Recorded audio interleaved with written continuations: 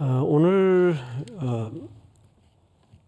요한 1서 4장 1절에서 6절까지를 중심으로 말씀을 좀 나누겠습니다. 요한이 1세기 무렵에 에베소 지역에서 목회를 했죠. 근데 그 지역뿐만 아니라 1세기 무렵에 전반적인 교회에 가장 심각했던 현황은 이거 참 많이 나오는 주제인데 영지주의입니다. 근데 이 뿌리가 얼마나 지독한지 오늘날까지 현대교회 깊숙한 의식구조 속에 이 영지주의 이단 사상이 우리들도 모르는 사이에 슬며시 녹아들어오고 또 녹아져 있다는 것을 많은 사람들이 눈치채질 못합니다. 그러면 다시 한번 정리를 하자면 영지주의가 뭐냐?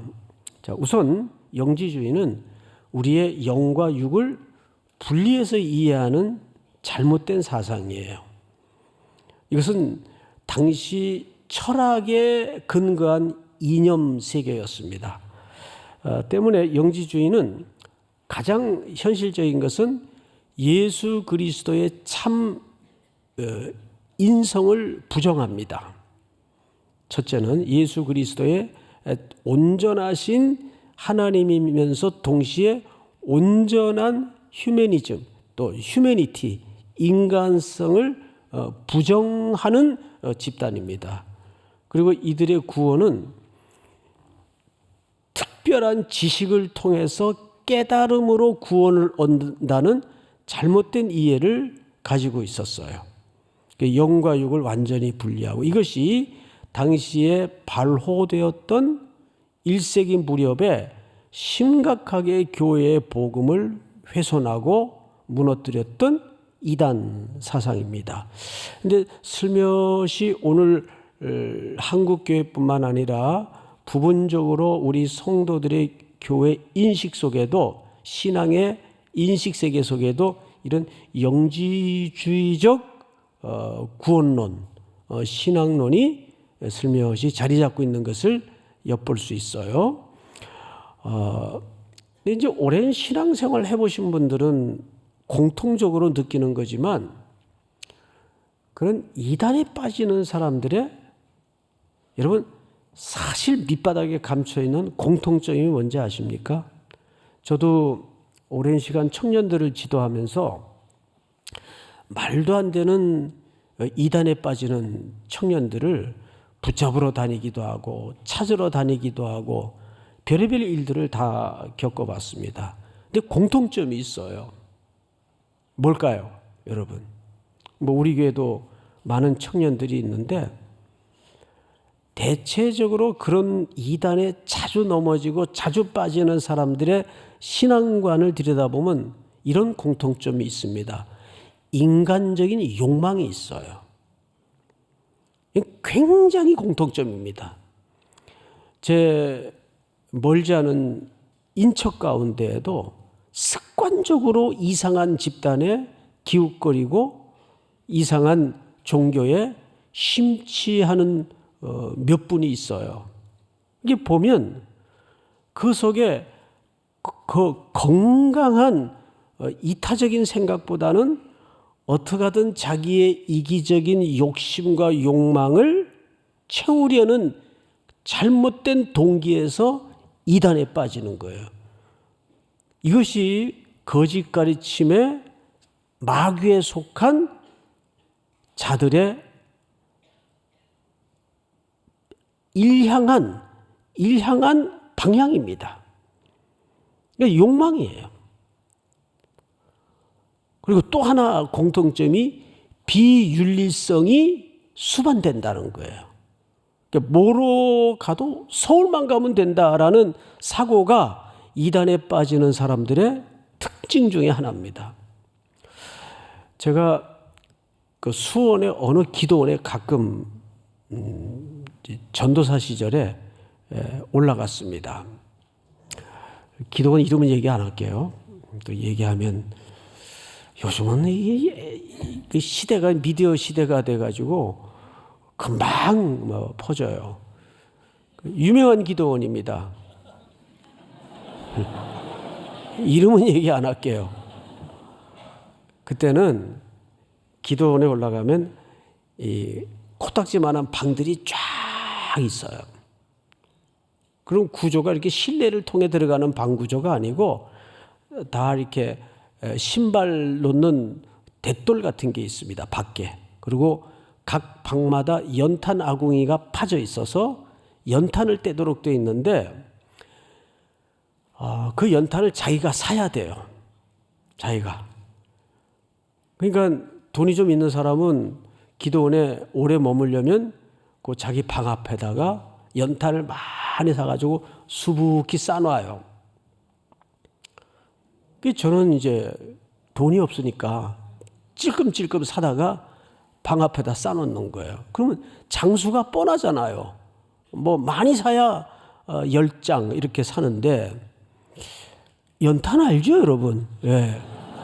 10장 이렇게 사는데 한날은 나갔다 들락달락 하는데 자꾸 연탄 한 장이 모자래요.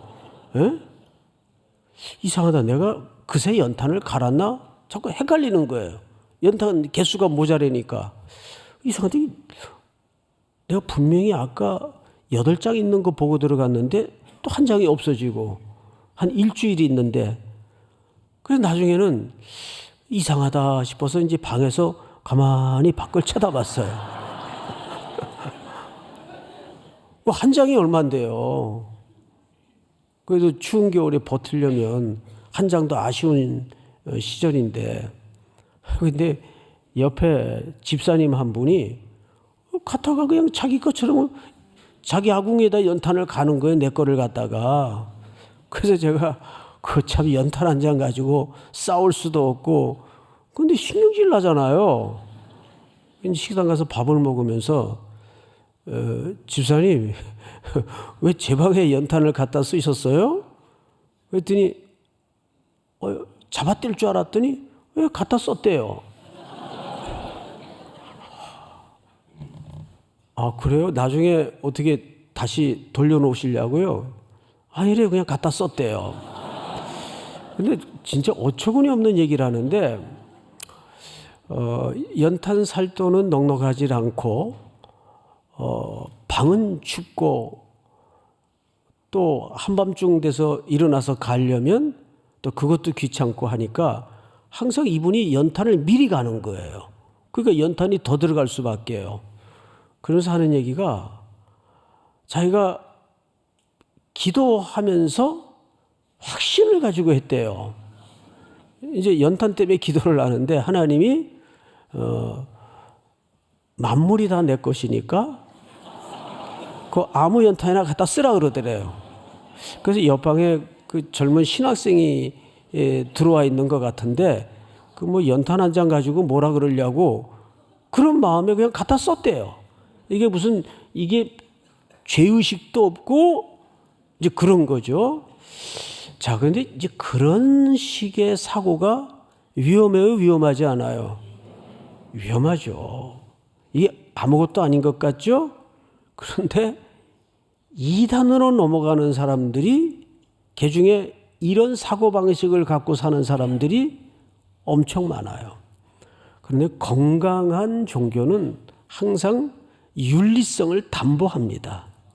근데 대부분 이단에 빠지는 사람들이 윤리성이 없어요. 특별히 신천지 같은 경우.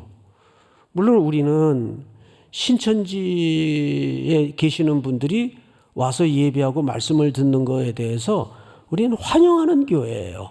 예. 오늘 이 밤에도 신천지에서 오신 분들 주의 이름으로 정말 환영합니다. 속히 그 잘못된 길에서 빨리 빠져나오시기 바라고 또 우리 교회 이왕 출석하셨으면 우리 목사님들 만나서 커밍아웃 하시고 바른 말씀의 지도를 받으시는 것이 좋습니다. 저는 참 불편한 게 뭐냐면 교회마다 다니면 신천지 출입금지, 신천지 아웃 이걸 이제 교단 차원에서 권유를 해요. 교회를 보호하자는 차원에서. 그런데 이제 한켠 생각하면 그런 충정심은 좋은데 또 이런 말하면 또 제가 이제 욕을 얻어 먹는데, 그러면 그분들은 어디 가서 복음을 들어요? 어쨌든 그분들도 바른 복음을 듣고 예수님이 어떤 분인지를 제대로 배워야 될 거 아니에요. 그렇습니까? 안 그렇습니까? 예, 그래서 우리가 이제 한때는 저녁 예배 때마다 신천지에서 오신 분들 주의 이름으로 환영합니다, 이런 인사도 이제 하곤 했는데, 그건 좀 너무 좀 그분들에 대해서 어쩌면 또 신뢰가 될 수도 있을 것 같고 해서 얘가 요즘은 안 합니다. 요즘은. 그러나 우리 교회 신천지 계신 분들이 많이 출입하는 걸 제가 다 알고 있어요. 이렇게 보면 눈빛만 봐도 알아요. 예? 무섭죠? 예.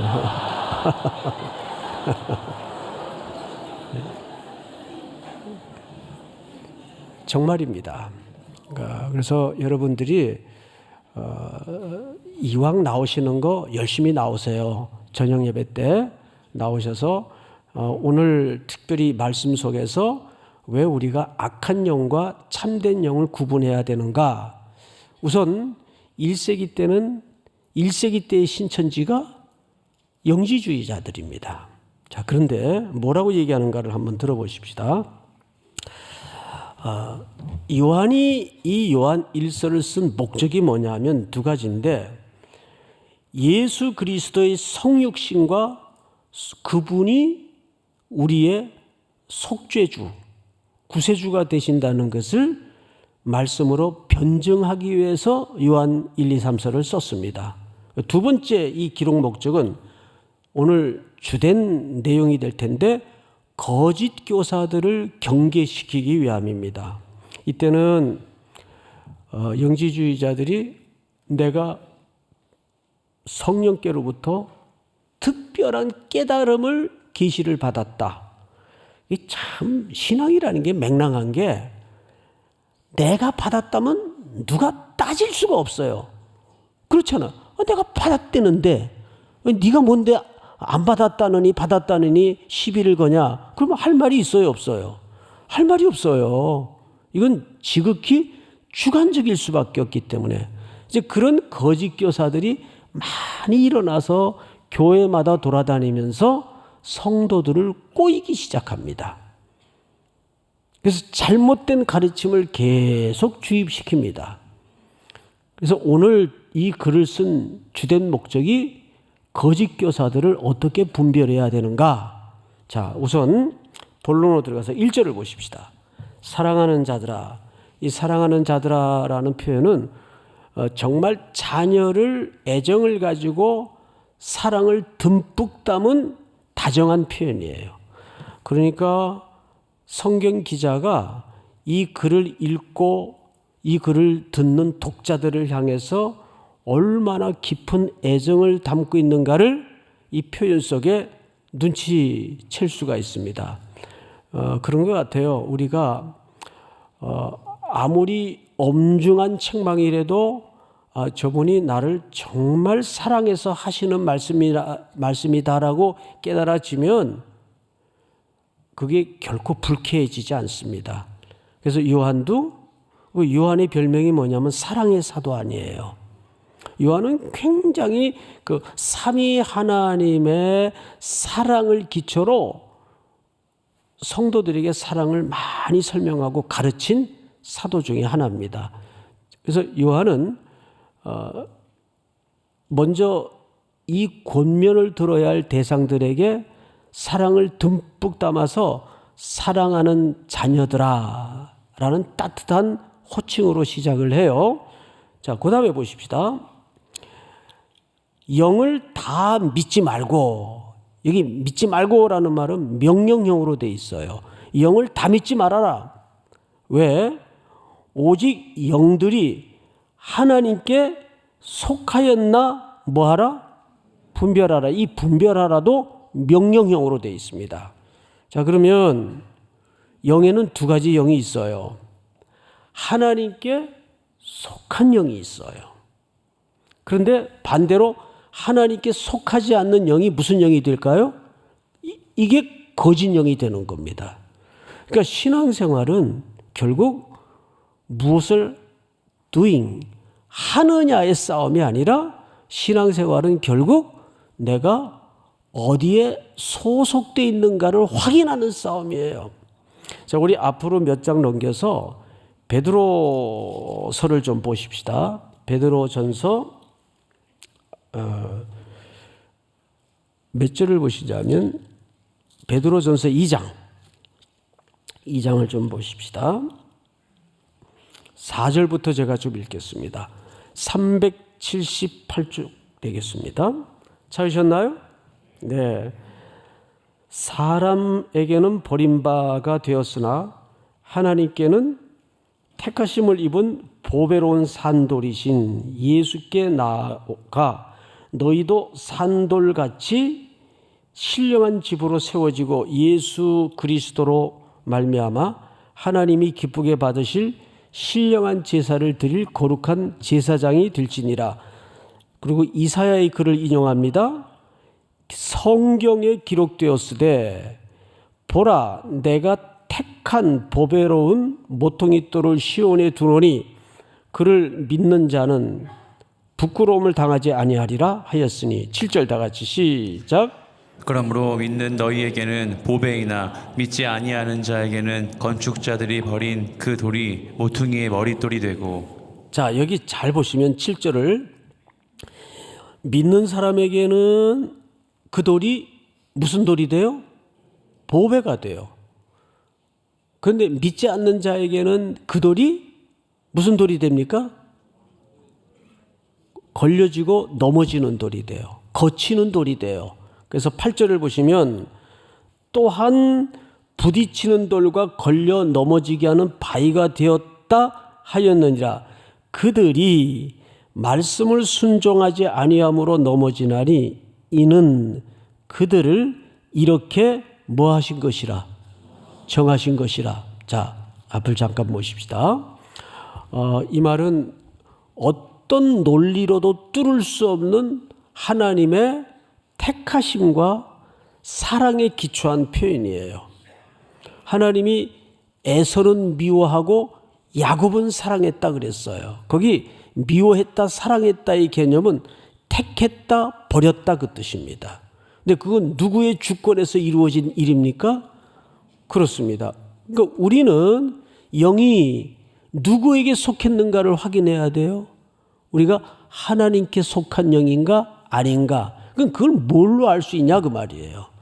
하나님께 속하지 않는 영은 늘 자기의 욕심을 따라, 이것이 마귀가 갖다 주는 속성이거든요.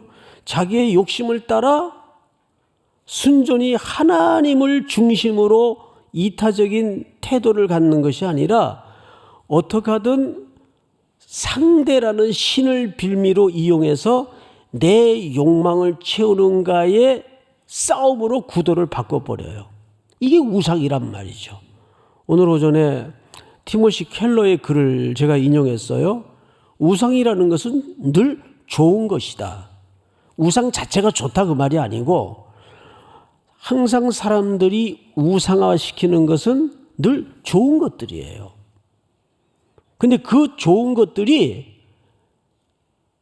우상화시키는 사람들에게 결국은 마지막에 뭐가 되죠? 궁극적인 것이 된다 그 말이에요. 자, 자녀 좋은 것이죠. 그런데 이 자녀가 하나님보다 더 귀하게 여겨지고 하나님보다 더 사랑한다면 자녀는 귀하고 좋은 것인데 자녀가 하나님을 대체하는 어떤 존재가 되어버렸습니까?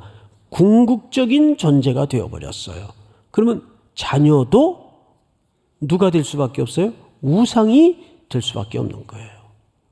이 세상의 만물이 그래요. 그러니까 우리에게는 내 안에 어떤 대상에 대해서 이거를 신을, 하나님을 절대자로 보는 것이 아니라 내 욕망을 위한 수단화로 볼 때 그것이 우상으로 가는 길목이에요. 하나님을 수단으로 보는 태도. 그런데 사실 우리 기독교 외에 모든 여타 종교를 보면 전부 신을 뭘로 삼습니까? 수단으로 삼습니다. 신이라는 수단을 통해서 내 욕망이 분출되고 내 욕망을 채우는 일 외에는 아무것도 아니에요. 그래서 우리는 이 속했다는 말은 어마어마하게 원초적이고 설명할 수 없는 논리를 뛰어넘는 은혜의 해석이에요. 그러니까 저와 여러분들은 하나님께 속한 존재이기 때문에 제일 현실적인 표현은 하나님께 속한 존재이기 때문에 주일날 꾸역꾸역 힘들어도 예배를 소중히 여길 줄 알고 그 예배의 시간을 통해서 잘 안 들려오는 말씀이라도 그 들으려고 애쓰고 그냥 흔들거리고 앉아있고, 여러분 그게 별거 아닌 것 같고 아무것도 아닌 태도 같죠? 그 자그마한 일상 속에 내 태도가 은혜에 묶여 있다는 징표임을 여러분들이 아셔야 됩니다. 그래도 내가 오늘 힘들어도 발걸음을 교회로 향하고 있는 걸 보면, 오늘 엘리베이터에서 초등학생 하나를 만났는데 마스크를 쓰고 있어요. 일부 예배 마치고 이렇게 2층으로 올라오려고 그러는데, 그래서 이뻐가지고 집이 어디예요? 그랬더니 얘기를 안 해요. 그래서 이쪽 아이한테 집이 어디냐고 했더니 얘는 어디라고 얘기를 해요. 그 엘리베이터가 도착을 해서 같이 탔어요. 그래서 궁금해가지고 그 말 안 한 친구한테 집이 어디예요? 그랬더니 수원이래요. 수원에서 그 시간에 온 거예요. 9시경에 교회 이미 도착해서 예배 드리려고 7층으로 올라가고 있는 거예요. 그래서 이렇게 마스크 쓴 너머에 눈을 보는데 참 어릴 때부터 부모도 복되지만 그 부모를 만난 너도 참 복이 있다. 여러분 애들 교회 데리고 오면 7층서부터 1층까지 5만 대를 시끄럽게 돌아다니고 뛰어다니고, 그런데 저는 그래도 그 아이가 복된 아이입니다. 이제 이번 주 금요일부터 우리 아이들 5월 한 달 동안 이제 안수 기도를 하려고 하는데, 자녀들에게는 신앙의 형태적 유산을 물려주는 것이 그래서 중요한 거예요. 걔네들이 선교 데리고 가면 그닥 유익이 없어요.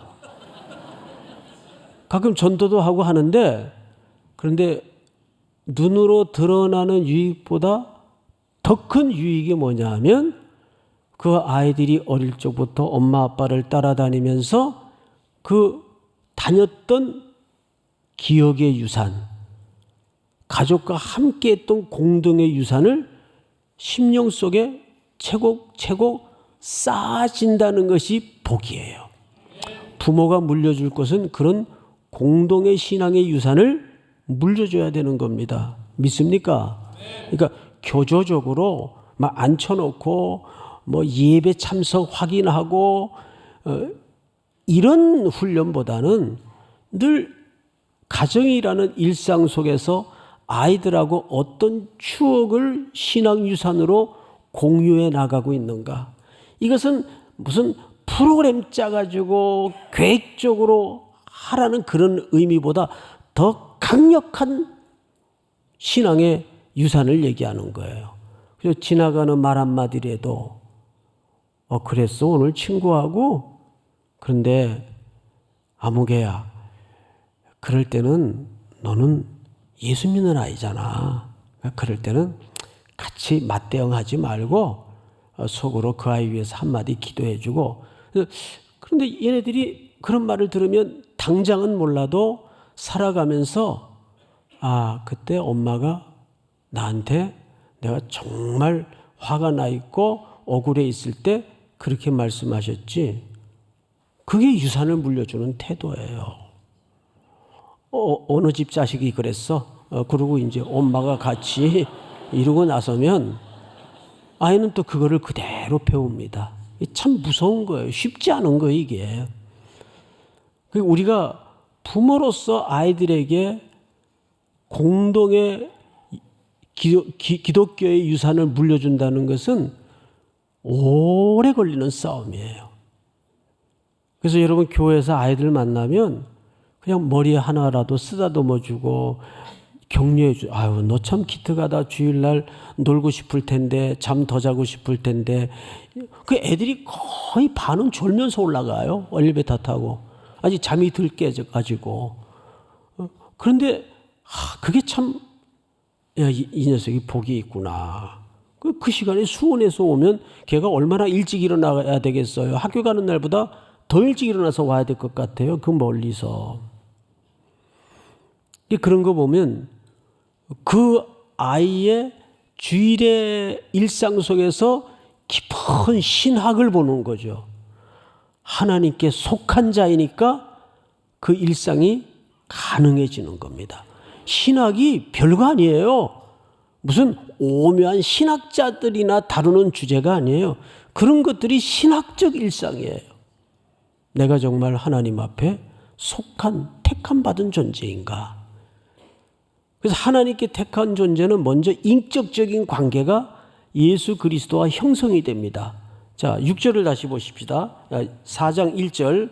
사랑하는 자들아, 영을 다 믿지 말고 오직 영들이 하나님께 속하였나 분별하라. 많은 거짓 선지자가 세상에 나왔습니다. 예, 나왔다는 말은 과거 완료형으로 돼 있어요. 그러니까 이미 옛적부터 거짓 선지자들은 출현해서 이 세상에 어지럽게 우는 사자와 같이 허기져 삼킬 자를 찾느라고 돌아다니고 있는 중이다, 그 말이에요. 요즘은 이 문명의 이기를 통해서 거짓 교사들이 어마어마하게 많이 일어나고 있습니다. 특별히 여러분 거짓 교사 중에 유 선생님을 조심하세요. 유 선생님 누군지 아시죠? 몰라요? 옆에 사람한테 물어보세요. 누구냐고. 유튜브. 그래요 이제야. 주야로 유튜브 묵상하고 쳐다보지 마세요. 그리고 거기에서 정상적인 신학 과정을 통해서 정상적으로 가르치는 좋은 교사들이 있어요.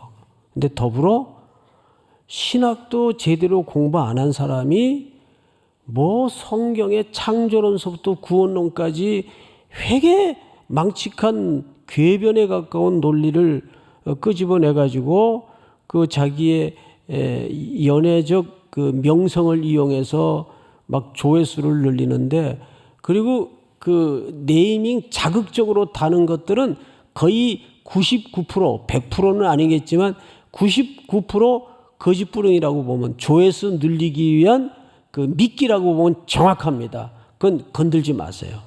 돈벌이 시켜주는 거예요. 뭐 충격 이런 거. 에? 전혀 충격적이지 않으니까 거기 들어가지 마세요.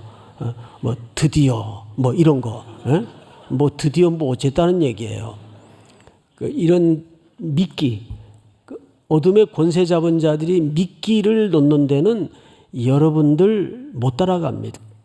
여러분들은 하나님 앞에 순결한 성도들이다 보니까 그런 짓을 못하게 돼 있어요. 하나님께 속한 자는 절대 그런 속임수의 방법을 못 쓰게 돼 있어요. 항상 트릭을 놓는 것이 마귀의 전공입니다. 거기에 왜 같이 놀아나고 넘어가야 됩니까? 그래서 항상 뭐 어디 성경 공부를 하러 가고 싶다, 뭐 좀 영적으로 허기가 져서 뭔가 좀 체험이 필요하다 하면 부족해도 교회에 정상적인 신앙을 한 목사님들이 많이 계세요. 그분들에게 두런두런 속내를 풀어내면 이제 같이 들어주면서 또 같이 눈물도 흘리고 또 기도도 하고. 글쎄요, 저는 그런 일 처음 겪어봐서 참 들어보니까 너무 힘들겠네요. 이런 한마디를 들어도 사실 물어오는 사람들이 무슨 해결책을 바라서 물어오는 경우보다는 너무 속상하고 너무 억울하고 답답하니까 누군가 내 얘기 한번 들어주면 속이 풀릴 일들이 대부분이에요, 사실은. 들어만 줘도. 근데 자꾸 뭐 무당 굿하듯이 뭐 기도받으러 다니고 그런 거 하지 마세요. 거의 100%는 잘못된 것들입니다. 여러분들이 기도하려면 하나님께 제사장으로서 직접 기도하는 길이 있는데 왜 그런 데 가서 감사원금 내고 무슨 사당처럼 기도받으러 다니고 예언 받으러 다니고 그래요? 그건 무당하는 짓이에요. 의외로 답답하면 예언 기도로 받으러 다니는 분들이 굉장히 많습니다. 근데 가만히 예언 기도라고 이렇게 들어보면 웃기지도 않아요. 그건 나도 하겠더라고요, 보니까. 맘만 먹으면. 그런 예언 누가 못해요. 예? 뭐 2년 후에 조심하셔야 됩니다. 매일 조심해야 돼? 뭘 2년 후에 조심하시? 예? 세상에 죽을 일이 천지에 쌓였는데 매일 조심해야지 무슨 2년 후에요. 예? 그런 얘기는 누구든지 할 수 있는 거예요. 그러니까 이 하나님의 이 보편적이고 상식적이고 균형 있는 말씀을 제대로 모르면 자꾸 이상한 데 귀를 기울여요. 그 안에 자기의 욕심에 이끌려서 어디에 속했는지를 잘 분별하셔야 됩니다. 내가. 여러분들은 하나님께 속한 자 아닙니까? 그리스도를 통해서. 우리 2절 다 같이 시작. 이로써 너희가 하나님의 영을 알지니 곧 예수 그리스도께서 육체로 오신 것을 시인하는 영마다 하나님께 속한 것이요. 네. 영 분별의 첫 번째 기준이 뭐냐면 예수 그리스도께서 온전한 인간의 몸을 입고 오셨다는 사실을 시인하는 자입니다. 자, 이 말은 거대한 신학적 싸움이 이 고백 속에 걸려 있어요. 예수님이 첫 번째 공생애를 시작하시면서 받았던 시험이 뭔지 기억하시죠? 마귀가 예수님에게 첫 번째 했던 도전이 이 돌들을 가지고 떡을 만들려고 그랬어요. 근데 그 앞에 어떤 전제가 있었죠.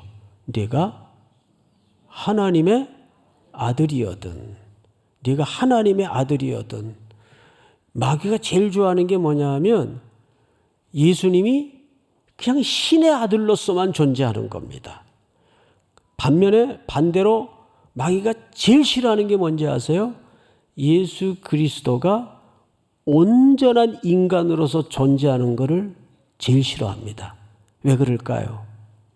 예수님이 온전한 인간으로서 존재한다면 십자가에 우리를 위한 구속이 완성되기 때문입니다.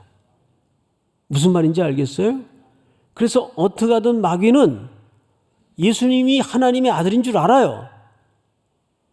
그래서 예수님이 나무랄 때도 예수님의 신분을 정확히 알잖아요.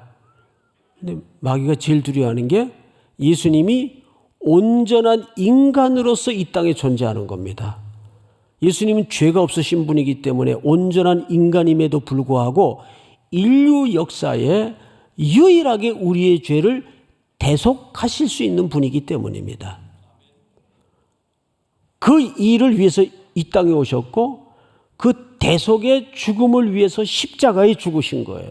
그런데 예수님이 그걸 못 견디시고 그 조롱을 견디지 못하시고 이놈들이 진짜 내가 가만히 보자 하니까 뭐가 어째? 그리고 짠 뽑아들고 딱 떡을 만들어 가지고 확 뿌려봐요. 그러면 예수님이 폼은 잡았는데 그냥 온전한 인간으로서가 아니라 신의 아들이 되어버리는 겁니다. 여러분, 예수님은 온전한 인간으로서 모든 유혹과 시험을 다 이기신 분이에요. 그렇기 때문에 우리가 육신을 가진 존재로서 얼마나 그것이 힘들고 감당하기 어려운 고통인가를 체휼하셨기 때문에 다 아시고 우리의 체질을 이해하시는 분이 또한 예수님이십니다. 그래서 이 사탄의 예수님을 향한 첫 번째 도전은 오늘날 교회에도 거대한 신학적 싸움이에요. 우리는 늘 그 유혹에 직면해 있어요. 야, 뭐 교회라며, 교회의 머리는 그리스도라며, 하나님이 주인이시라며, 전능하시다며, 이거 좀 해봐. 그래서 우리는 과정 생략하고 뭐든지 응답도 짠하고 칼 뽑듯이 그렇게 좀 응답이 이루어졌으면 속이 시원하겠죠. 그게 유혹이란 말이에요. 우리 기독교가 그런 거를 증명하는 종교라면 예수님이 굳이 여자의 몸을 빌려서 육신을 입고 이 땅에 오시어 꾸역꾸역 인간이 겪는 시간을 다 겪어내시고 자라는 과정을 통해서 온전한 인간으로 모든 것을 경험하실 이유가 없어요. 항상 교회는 과정을 중요하게 생각해야 돼요.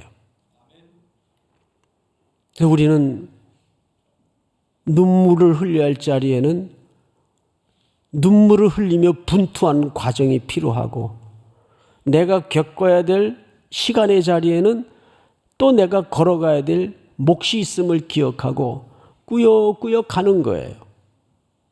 살아내는 거예요. 그 과정이 우리에게 필요하기에 하나님은 우리에게 설계하신 내용이라고요. 누가 그렇게 하셨듯이 예수 그리스도께서 그렇게 하셨듯이. 그래서 이 영지주의자들은 예수님이 사람의 몸을 입고 온전한 휴머니티로 오신 것을 인정하지 않습니다. 그리고 영적인 존재라만 가르치는 거예요. 아닙니다. 이 성육신의 교리가 우리 기독교 안에서 무너진다면 기독교는 존립의 이유가 사라집니다. 그러니까 성육신의 교리는 어마어마하게 우리를 떠받들어주는 중요한 교리입니다. 그래서 이걸 한번 깊이 묵상해 보세요. 왜 예수님은 하나님의 아들이시지만 우리와 똑같은 제한된 몸을 입으시고 이 땅에 오셔서 그 슬픔을, 그 고통의 인간의 시간을 다 겪어내셨는가? 우리의 연약함을 십자가에 꽝꽝 못 박으시고 거기에 모든 것들을 완성하기 위해서입니다. 대속하기 위해서입니다. 그래서 이미 그 십자가에서 예수님은 승리하셔서 우리에게 오전에 말씀대로라면 무슨 문을 열어놓으셨어요? 열린 문을 열어놓으셨어요. 그럼 복음 전도를 하라는 그런 차원의 문이 아니에요. 내가 죽음으로 승리하여 이 문을 열어놨으니 영접하는 자, 곧 그 이름을 믿는 자들에게는 하나님의 자녀가 되는 권세를 주셨기에 성도들에게 그 길로 마음껏 들어가 생명을 얻고 또 얻어 모든 것들을 누리고 풍성케 하기 위해서 그 길을 열어놓으신 겁니다. 믿습니까? 마지막으로 6절로 그냥 건너가십시다. 시간이 없으니까 다 같이 한번 읽겠습니다. 시작. 우리는 하나님께 속하였으니 하나님을 아는 자는 우리의 말을 듣고 하나님께 속하지 아니한 자는 우리의 말을 듣지 아니하나니 진리의 영과 미혹의 영을 이로써 아느니라. 네, 하나님께 속한 자는 하나님의 말을 듣게 돼 있어요. 목자의 양은 누구 음성을 들을 줄 알아요? 목자의 음성을 들을 줄 알아요. 근데 속하지 않는 자는 쟤는 지금 신앙생활 한 지가 몇 년 되는데도 저렇게 설교를 못 알아듣고 진리의 깨달음이 없을까? 그건 내가 속했나 안 속했나를 검증해야 돼요. 그건 심각한 문제예요. 믿습니까? 물론 저도 책임이 있겠지만 내가 근본적으로 왜 이렇게 말씀이 안 들어올까? 왜 이렇게 깨닫지 못할까? 왜 자꾸 딴 데 더 호기심이 갈까? 그래서 영적으로 군것질하러 돌아다니다가 뭐 무당도 되고 굿도 하러 돌아다니고 사이비가 되는 거죠. 이거는 그 사람의 나쁘고 좋고의 유무를 떠나서 소속의 문제입니다. 우리 다 일어나십시다. 우리 357장 믿음이 이기네.